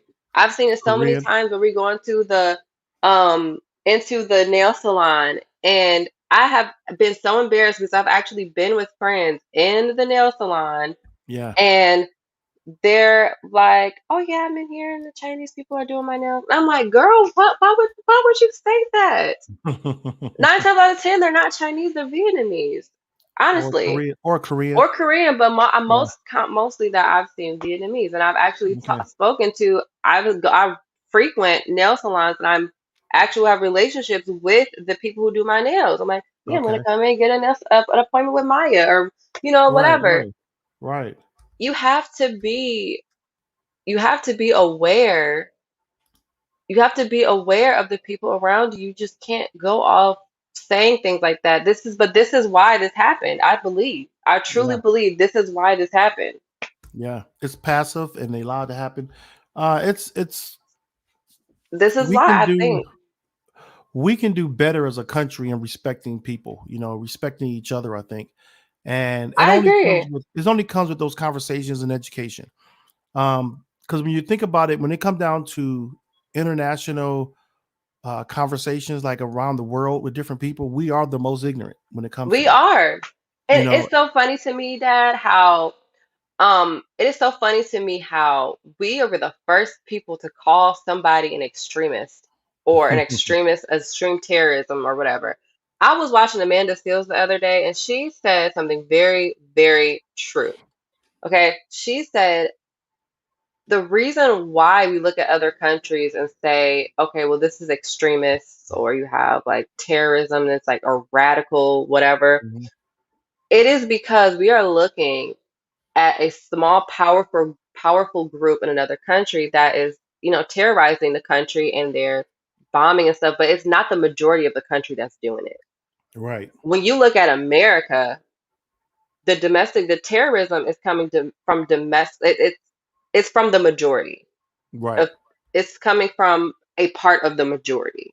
right. Okay, so when we look at domestic terrorism, you don't you don't really see anything but white people with white men Okay, shooting up the schools, churches, movies, right. now massage parlors, as we mentioned before. And that is because, and it's allowed because there's a lot of, there's constant coddling, or there's always making an excuse for it. Hmm. Remember the little, I'm going to call it the parenting syndrome, okay, of Right, America. You're saying mental health issues. He had a hard life. He was bullied. He's right, unsteady. His mind is unstable. Things like that, to right. make excuses for it, to kind of make it seem like it's not his fault. That's Hmm. what we're seeing a lot of times when it comes to domestic terrorism. And so we don't really acknowledge it as a Right. country as that. We're just now starting to acknowledge it. But for years, we didn't really acknowledge it as Yeah. that. And so what it looks like, she pointed out, is that the people who are calling it domestic terrorism, or the people who are calling it out for what it is, they're looked at as the extremists Right. because they are so very vocal about it. And so it makes them look like they're the extremists, when in reality, I mean, it's just, you can't really have extremism in a country that where terrorism is coming from the majority. You just can't have it that way. Yeah. So she made some good points with that. But honestly, in this case, I just going back to just what the officer said was how he was having a bad day, and that is why he was doing that, or and he was Yeah. had a sexual addiction. There was no empathy toward the It's the victim. just, it is not. It just sounded like he was defending him and saying, "Oh, he was just having a bad day. Oh, it's just." He'll be better tomorrow. Shoot, what 8 Just people and it's a something bad day. like it is insulting. Yeah. Well, Man, we've like talked I a lot said, about we have a lot that we have. This is just showing, and the thing about it, we have to talk about these type of stories every week because they keep happening every week, and that's yes, the and sad there's one part. more we have to talk about. Which one is that? It happens every week. We're talking about the armed man that was arrested near Kamala Harris's home, the Vice President of the United States. Vice Right, President I missed that story. Kamala Harris. So what happened? Dad. This a man was let me let me get this article so that we can have facts. Facts, facts, facts. Okay. Yes. So where the vice president would typically live, like, the vice president of the United States would typically live in Washington at the it's I don't what is this called? He's from It's Texas. on the yeah, he is from Texas, from San Antonio, Texas. He Oh was God, we he can't do was what? there was a intelligence bulletin from well, you guys are not near Florida, so I mean you guys aren't you're on the same level as Florida. Whenever you hear Florida man or Florida woman, you gotta put your seatbelt on. Right. But this man is from Gosh, San come Antonio, on. Texas. His name was Paul Murray, and he was detained shortly afternoon after the U.S. Secret Service received an intelligence bulletin from Texas about a Yeah. suspicious person, according to the MPD. Right. He had a rifle and he had rifles and ammunition. They were found in his vehicle, and he was arrested for carrying a dangerous weapon. He was carrying a rifle or shotgun outside of a business, possession of unregistered ammunition, and possession of a large capacity of ammunition So I of a mean, feeding device. So this is like a real thing here. But the and Naval Observatory is where typically the vice president will live, and that's where he was found outside of. I mean, that how intentional is that he drove all the way. And see, I don't know if he They're not drove. currently living there though. Well, check So out. There's a video for it right there. If you see the video, you can go ahead and play the video for that. And this is like, this is ridiculous. And you know how many we've had like this recently? People showed up in DC armed, and I'm like, really? But go ahead and you can play the video. And we want to update you about some breaking news. A Texas man has been arrested near the vice president's official residence. Police say he was experiencing paranoid delusions. Paul Murray allegedly just purchased an AR-15 and texted his mother this morning that he was going to Washington to take care of his problem. Vice President Kamala Harris is not currently living at the Naval Observatory. Now, I got a question. come on now. Well, hold up. I got a question. Come on. Go on. Okay, so they said he had a mental, how do you describe it? A mental issue, basically. Justifying why he's there. Go on. Wait, hold on. They mentioned that he had a mental issue, right? Right? Mhm. They Mhm. knew he had a mental issue, right? Mhm. Why? And this guy, they handled him with care, Mhm. and he got arrested. He Mhm. was armed with the AR-15, Mhm. and he went to jail where he's going to have trial. Mhm. And he's still alive Marvin Scott is dead, and he had for having less than 2 ounces of weed. Didn't I say we were going to revisit this? Didn't I say we were coming to this? This is exactly what we're talking about here, people. I don't know if you're listening, but this is it. This is what it comes down to. Okay? This dude was Because coming. What did this he say? He was apples and coming to take apples you. is not different. It's not apples and oranges. They are two same fruit. Okay? Wait, what did he say he was going to do? Handle his problem, Dad. He had not only did he had a AR-15, and they said he also had a shotgun. No, did they not? What did they say? Or okay, whatever. He had ammunition, y'all. He had a lot of. He was gonna handle his problem. So let's put that in perspective. This is not any person. No, this is the Vice President of the United States of America. Yeah. This man was taken into custody, and then the media is giving him an out by saying he has a mental health. He had a mental health breakdown or whatever. Yeah. To protect his and it may not be have intentionally been her. May not have been her intention to protect his identity, but it's subconscious, y'all. It is subconscious, y'all. The media subconsciously protects Yeah. people like this, Yeah. and They said, then subconsciously demonizes people like Mr. Scott. yeah.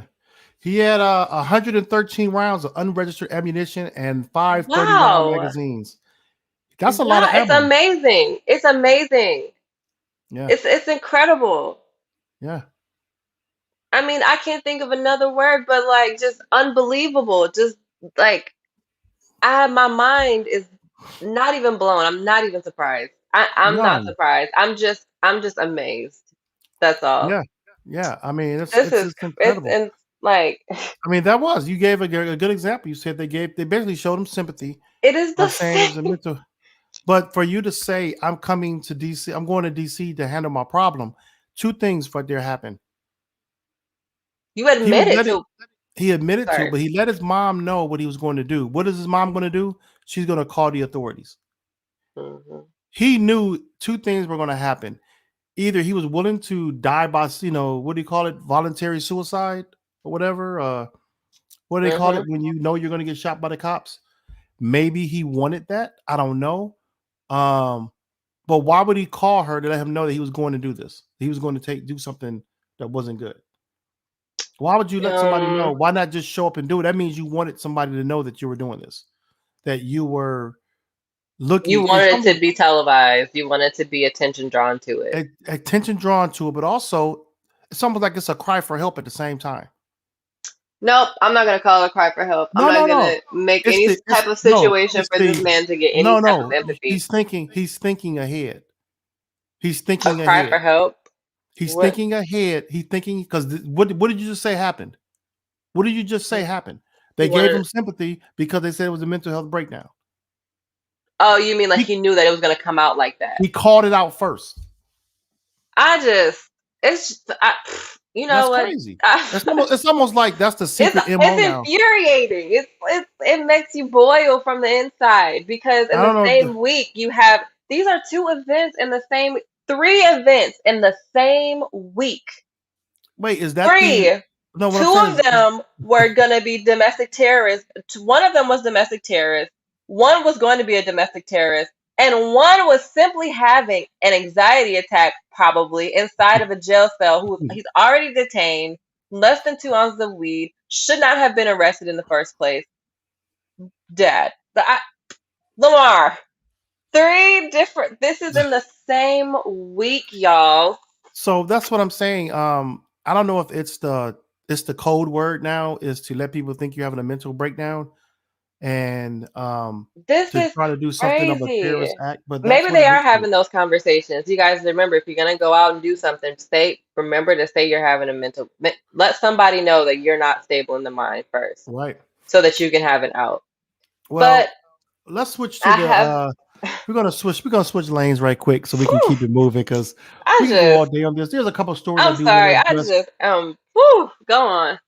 No, it's just this new thing that's going on with this alkaline water. You can bring that picture up for me. Oh, okay, yeah, real Yeah, water. 5 infants in Nevada, infants and children in Nevada have suffered acute non-viral hepatitis, resulting in liver failure after drinking alkalized. Well, all of a sudden I can't Water, say this. It's alkaline alkalized. water, alkalized water by the brand called Real Water. So y'all look out for Real Water. Um, the local and federal regulators reported this week. At least 6 others fell ill with less severe conditions of drinking the water, and the additional reports continue to surface. These started happening in like November 2020. They were from 4 different households in southern Nevada. There are adults also affected from this. So the Southern Nevada Health District is on it. But it makes you think, alkaline water. You were just saying how you like alkaline water, right? Yes, I don't drink it regularly, but I do drink it. And we can make our own alkaline water. I've done that before also. By adding the fruit, the like lemons, Mhm. limes to your water and let it just sit like in a big jug and let it just sit there. You get other fruit to it, but man, so you're trying to drink healthy. You're trying to do the best thing for your household, and now these items are now causing health issues itself. Is it not a setup? Like what's going on here? You I know? think that, remember I was saying how I think that we're coming up with all of these new health discoveries, new ways to eat healthy, be healthy. I Mhm. mean, you've got a whole lot of stuff. You got your juice cleanses, you got your Yeah. keto, your, paleo, and you got your alkaline water and things like that. It's just, I'm thinking that this is just what I think. I think especially with things like this alkaline water, maybe Yeah. some of the health things are just not agreeing with our bodies, like on a biological level, like Could, chemistry, like yeah. chemically it's kind of messing us up. Maybe that's what it is. Could it be I the don't know.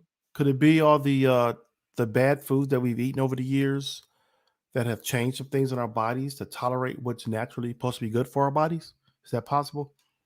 It could be possible. I mean, I really don't know. I mean, I've been drinking purified water, just regular purified water almost my whole life, Yeah.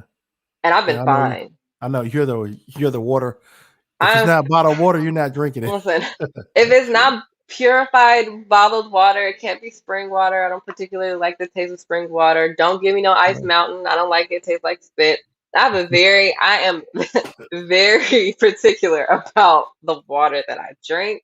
I like They the all taste taste. the same to me. Water is water to They me, do man. not taste the same. I Now can't. I could taste some bad water. Like after our water was cut off here in Anna, the water was weird. So I still don't drink it. I got like Yeah. cases of bottled water in my garage. But in this particular case in Nevada, in one case, generally a healthy 69-year-old woman, she died of Mm. aspirated pneumonia and liver failure after drinking up to 64 ounces of the water. She was drinking 64 ounces a day of this water. So And like a according bacteria or something in it, or I'm like. not sure. And then according to the woman's sister, she's selling it. She spent 9 days in the hospital, racking up $100,000 in medical bills. And So that's this ridiculousness. is what Real Water says. Real Water claims that it's water, which is sold throughout the Southwest. That's my area. Is infused with negative ions and has a pH of 9.0. The company makes vague references to unproven health benefits and suggests drinking the water leads to increased cellular hydration. There is no established benefits to alkaline diets and water, and the human body maintains its own healthy pH balance. It So just that's doesn't from the agree company. with the chemistry of our bodies. I think that there's something, maybe they did something wrong on their end, like with the, Yeah. I mean, well, they obviously did something wrong on their end, but maybe they just, I don't know. Could it be I don't trends that our know. bodies are rejecting alkaline water? Like I said, I mean, that's I bottled. agree. I That's think that, no, that's bottled alkaline water. Like I said, we can make our own alkaline water, and we mhm, are. You're being pretty healthy. I mean, you drink lemons in your water at a restaurant. right. Um, and so if you drink your own water, what is in the alkaline water? What's the recipe for it? I'm looking it up now, so And when we I can think see. about it, it could be the water itself, or it could be the plastic bottle that it's in. Yeah. It could be a See, number of things. so here you do for healthy alkaline water. Um, the popular recipes is 1/8 teaspoon or 1/3 teaspoon of baking soda and 8 fluid ounces of purified water.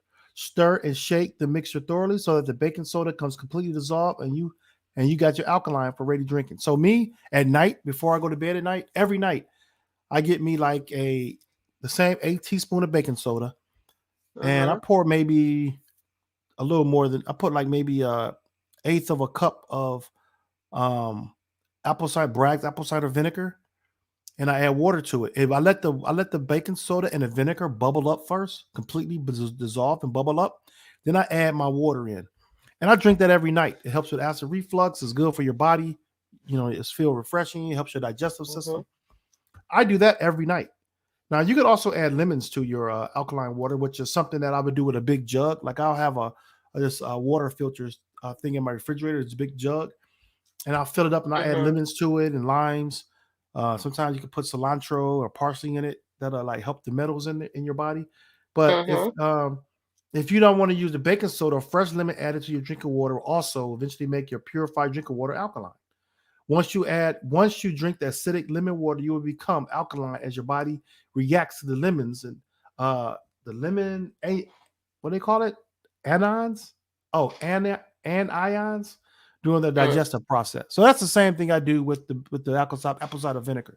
This is basically for your digestive system because your stomach your gut has most of the disease in your body. So Mm. that system that works for me. I've been doing it for at least like 8 years now. It's been a while. So next, that's the alkaline story. Let's go. What's next? We got some the volcano. You want to roll that video? You Oh, want to talk about yeah. this volcano?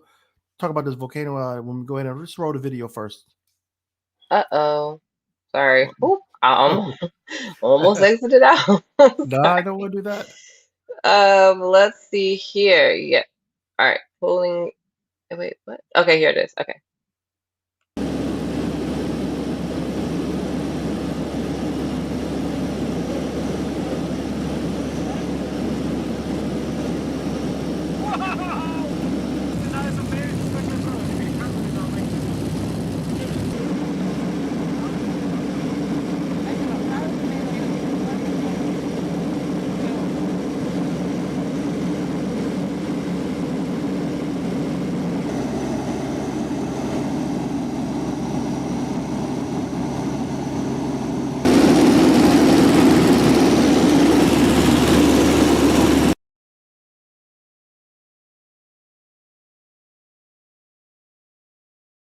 Okay.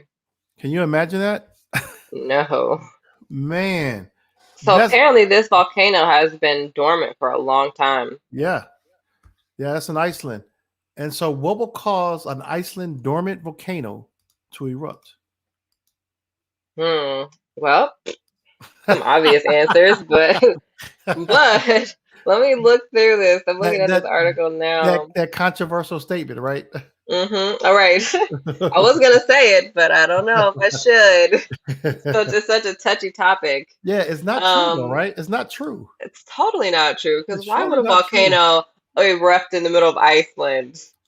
Like, Well, why else would it happen? well, we know one thing: God is unpredictable. Hmm. You know what I'm saying? Mother Nature will get you. And I don't know, were there any? I don't think anybody died because I think it was in like in a remote area, wasn't it? Or was it right? No, it was in the capital, wasn't it? That was the capital of Iceland. I don't know, but there has not been an eruption in 800 years. Wow, I didn't know it was So, that long. yeah, and there were, it says, with over 3,000 quakes on Sunday alone. The strongest tremors took place around, I'm definitely gonna butcher this name, Fagradalsfjall mountain. How do you pronounce that? Fagradalsfjall. How you pronounce that city? Reykjavik. Reykjanes, Reykjavik. Reykjanes, Hey, if somebody got the pronunciation for that, would you for guys help me real. out? I can't pronounce that, and I don't want to be disrespectful with it, but Right. I do feel for the people of the city because that Not far from the capital, Reykjavik. Reykjavik. Reykjavik? That sounds right. I mean, that's serious though. You know what I'm saying? That's serious because Yeah. what happens is that all that is going to turn to rock. It's going to be like a hard Mhm. rock. All that volcano. You said it was 800 years. It was dormant. Mhm. Now I No, can see yes, it. as the first eruption in the Peninsula in nearly 800 years. Now I see this other one that says Iceland volcano dormant for 6,000 years erupts that far from Reykjavik. So that Um, volcano might have been dormant for 6,000 years, but this is the first eruption on that peninsula. So is there another volcano on that peninsula, or is that the only volcano? okay, that's what you said. They say a volcano in southwest Iceland has been dormant. Has began erupting Friday night, spilling lava down the two sides, and it appears to be small and not considered a threat to any towns. Oh, it's not? I mean, that was a lot of lava, wasn't it? Yeah. Could you imagine seeing that at night, though? But what's a lot in our, as non-scientists of this sort? What's a lot to us may not be a lot to And they some. said it was like about 1,600 feet long. You could see the distant orange glow in the air, in the low clouds over the peninsula there. But that was amazing to see that lava pouring out like that. That was, and see, But yeah, I'm trying to figure out what was it. we went to Arizona, right? Last month when they had that Mm-hmm. Texas storm. We were in Arizona at the time, and we went to Flagstaff, and there's this volcano there called Sunrise Volcano, and we went to the top of it, and like all around it from the last eruption, which was thousands of years ago, this black rock. It was like this whole thing of just black rock, and it's called it was called Lava Lake. And we actually walked on the rocks. You could walk right on it, you know. And Mm-hmm. of course, my wife Cheryl, she's like a kleptomaniac sometimes. So you're not supposed to take uh, rocks or anything from national parks. Mm-hmm. And she had like a couple of little rocks she brought back home and still Kleptomaniac. You so ever she hear about that story about I'm sorry, you said what now? no, it was just I got to I've been to a couple of volcanoes. Yellowstone is actually a volcano, the whole park. It's like the caldera of a volcano, the top opening of a volcano. That whole park sits in the caldera, basically. And So that's been dormant for years. But what were you saying? So I'm looking at these articles from starting back in like 2011. I see some from 2015, 2018, 2017, another one 2018, where there's talking about the climate change could affect Iceland's frozen volcanoes. They're waking up because of climate change, and Okay. big eruptions from these volcanoes can actually assist in climate change. Meaning, so like if the climate of the Earth drops, like the overall climate of the planet, if it drops 1 or 2 degrees, Yeah. there would be major changes in the weather on Earth. Like Okay. I see. like major changes. Like it just 1 degree could cause shifts in weather across the entire planet. Oh Like you're wow. gonna see snow cover Egypt or like, Right. Right. things like that. So but these articles go back years, and it's like I don't understand why it's such a controversial subject. Like Right. I understand why, because it would cause a lot of money if we were to admit that climate change actually is happening, because you would have to do things to Right. change it, which would cost a lot of money. Right. Right. Um, but it's just like, I mean, if the earth burns up or whatever, you're not even gonna get to spend the money. You're not even gonna get to see the money. Right. So, you No, know I what I'm totally saying? understand. I don't understand just I don't understand why it's such a tough, touchy subject. Like just address it. If you're scientists, It's money. your It's world money. scientists are telling you that this is happening. The world scientists, these are scientists all over the world. Your greatest Yeah. minds are telling you that we have a problem on Earth. We're destroying the planet, our life source. We are destroying it. It's Why money. is it that people who have no science background, people who have no idea anything about climate change, are denying it's happening? Right. Doesn't make any It's sense. it's all about It's money. absolute stupidity. It's the dumbest thing. Right. That's what it is. It's so stupid. But yeah. So you said that earlier today we could talk about this. Trump's Mar-a-Lago is partially closed due to COVID outbreak. Well, yeah, I'm gonna come up to that, but I want to do another one. I want to show a Oh, video okay. right quick. There All was a right. man. This is crazy. Texas is just crazy. I don't know. We just can't get it right. Oh, the Uh, anti-masker. yeah. Police in Texas are looking for a man. This guy got away, by the way. Mm. He was at a Jack in the Box. He stabbed the Jack in the Box manager after being asked to wear a face mask. So the guy was Wow. leaving the restaurant, and as he was being escorted out, he turned around and charged the guy with his knife. I want to drop that video in right quick. I got it on my end because I couldn't Oh, find okay. the link to share it. So I want to share it from my screen here. But yeah, it's like just get your food and get out. Just get your food and go. Why do you have to turn around and stab somebody? Because you're unhappy about having to wear a mask. But anyway, I want to just see this video on this right quick. Brief moments leading up to a violent attack against a fast food manager. When officers arrived at the scene, they found the shift manager leaning against the counter with multiple stab wounds. The manager at this Jack in the Box restaurant off 45 South in League City was rushed to the hospital and is expected to recover. Police say it started when the manager asked this man, James Henry Schultz, to put a mask on or use the drive-thru. The male belligerently refused and said they did not want to serve him because he was homeless, and began yelling that he would be contacting his attorney as he was filming with the cell phone. In this video, you can see the manager holding up the restaurant's written policies as he escorts Schultz to the door. The suspect walked towards the door as if to leave, The manager turned his back, and the suspect ran up behind him, tackled him, and stabbed him multiple times. As Schultz remains on the run tonight, neighbors here say they're shocked. That's pretty extreme. Put it on, eventually we'll get to take them off and go back to normal life. I hope so. But no need to kill somebody or injure somebody over it. There's no reason to let it get to that point. You can refuse to do whatever it is you choose to do. There's no reason to resort to aggressive behavior like this. Police believe the suspect used a pocket knife in the attack, a weapon they believe he may still have. In League City, Shelley Brothers, AB.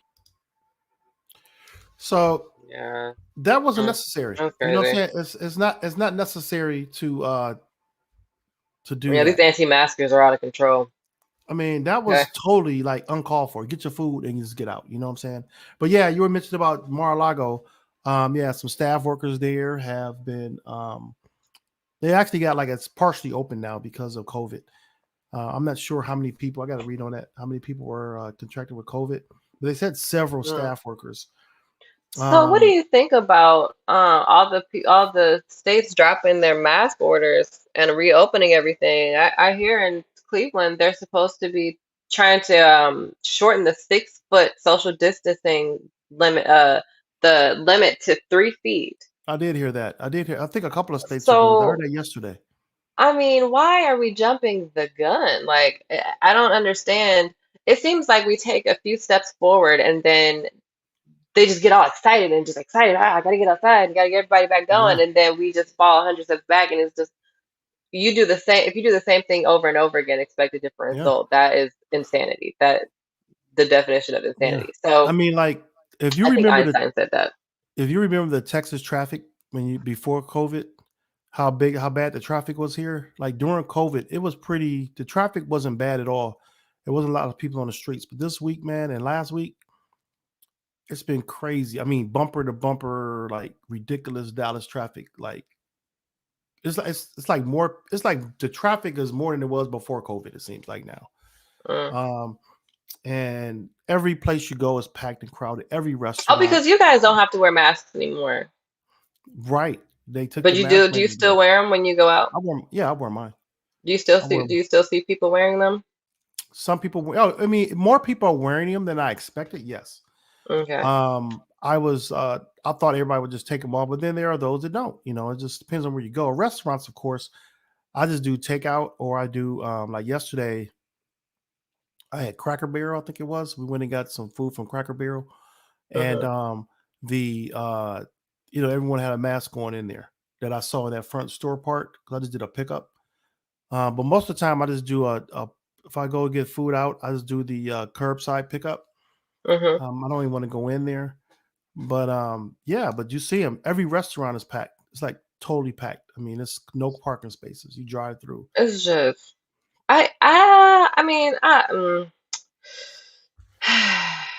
So that's where we are right now, and it's nothing that we're going to do to change it. You want to see the cities, you want to see the states open back up again. There has to be a way of doing that. And by the way, we're talking about the volcano. There was a tsunami alert for Japan that has hit. I don't know if you heard about that. It was a 7.0 magnitude earthquake that hit Japan.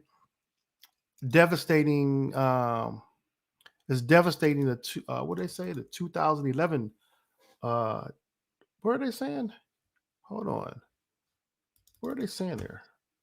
Now my computer freezes up. I can't finish reading everything I was reading. Yeah, but it was an earthquake that hit Japan. So if anybody have family members or friends or you work in Japan, check on the safety of your people out there. This is a yeah, we gotta check on Shelton. Yeah, Where in Sheldon's Japan? out there. Yeah, he's in Japan. But where? I'm not sure the exact city he's in, but I thought he was in I think Yokohama last, but I don't know where he is I can't now. remember. But this is a 7.2 earthquake struck the coast of Miyagi, of the coast of Miyagi. The waves were 1 meter, 3.2 feet. They hit land shortly after the quake. They had a precautionary 7,000 residents of the town were evacuated. The town of Watery was evacuated. I just saw this. I was just going through, as we're closing out the show, I was just going through some stuff here and I saw this. Wait, is there gonna be is there on watch for tsunami? Excuse me? are they on watch for a tsunami? Or are you saying it already happened? The earthquake hit, so they're evacuating. But they're Right. saying, oh yeah, Anticipating a tsunami. well they said Japan hit by a minor tsunami. So the Oh, tsunami okay. hit after the earthquake. Okay, it's You know, small. Okay. that's like right back to back. 7.2 earthquake is a pretty strong earthquake. Yeah, it is. You know what I'm saying? But the waves were like 3.2 feet, which is not So that that's high. not, yeah. But they were probably That's what I was higher saying. out. That sounds kind of small. Out Yeah, as they got closer to shore, they. yeah, they're But see, probably bigger. I thought they start out small and build up too. So farther Well, out, they were yeah. actually smaller.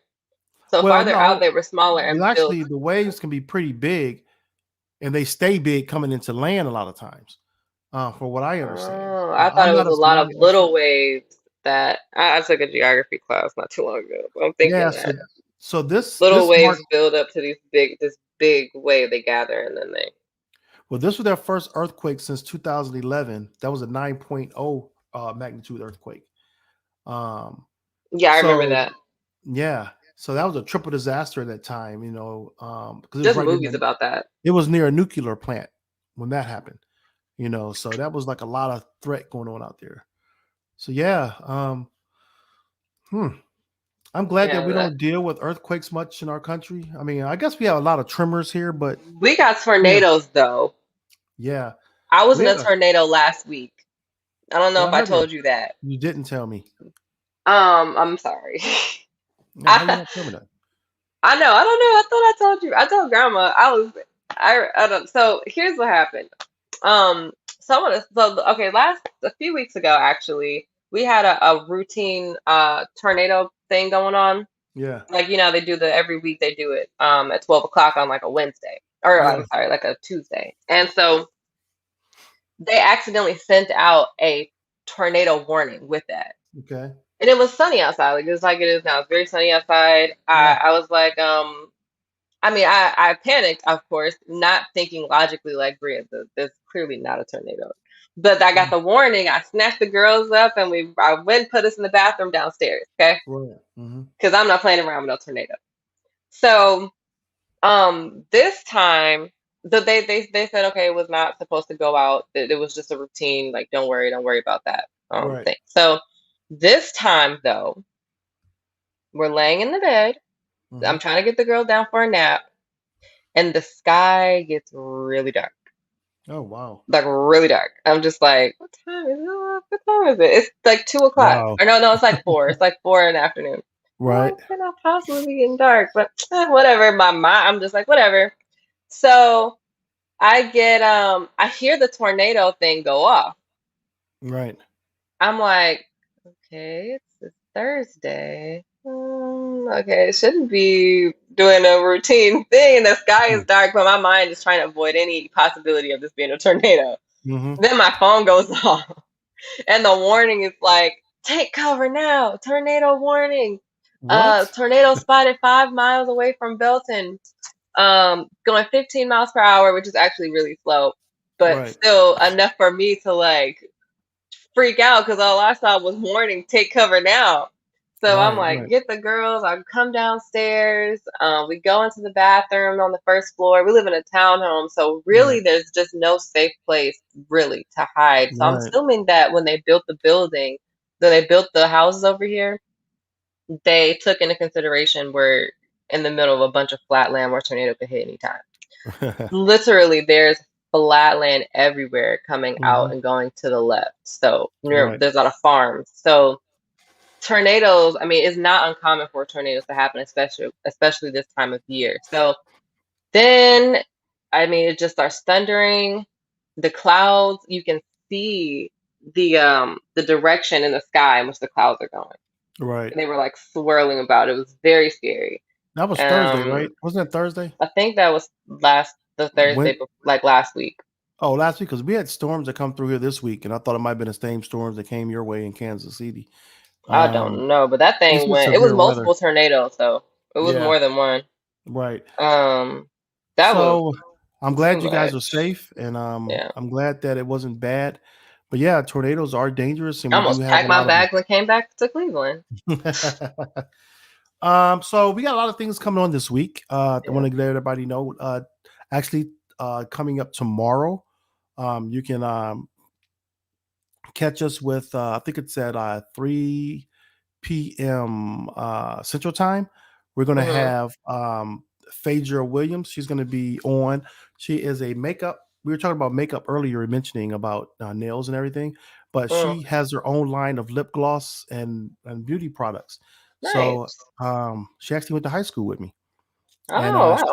as far as I remember, I think she did like celebrity makeup. She's in Los Angeles, so she Let's does check like her out. celebrity makeup. So we're gonna have her on it's gonna be exclusive tomorrow. So a one-on-one interview, me and her tomorrow. And of course, you could definitely join and be my producer, of course. But it's Okay, gonna let me know be what you I'll keep need. giving you updates. I'm gonna send her the details today. And then on Tuesday, we're having Lamont Hankins. He was supposed to be on today talking about gun safety and talk about his range. He's a minority ownership of C4 outdoor gun range. We're going to talk about gun ownership and different laws with being a gun owner. That's on Tuesday. We have another one coming up soon with Charles Dickerson. He's an author. He's going to be coming up next weekend, I think it is. Okay. We We have should a also couple of try to get Chris Bunn on the yes. show for his I'm gonna I'll reach out to him. Oh, you can do it. yeah, I'll reach out to him today. You can also reach out if you want. I'm gonna reach out to him today. And I'm gonna text see if we can get him on an interview possibly next week as well. So it's a lot of things coming up in this next couple of weeks. So stay locked in on the bottom line. You got any bottom line words for us, Bria? Just be kind to one another and keep your mask on. Well, my bottom line is similar. I'm like just by being kind to each other, is respecting one another, respect each other's space, and don't assume what you don't know. Mm, very good. So with that being said, we could take it All on home, Bria. right. See you later. See you later.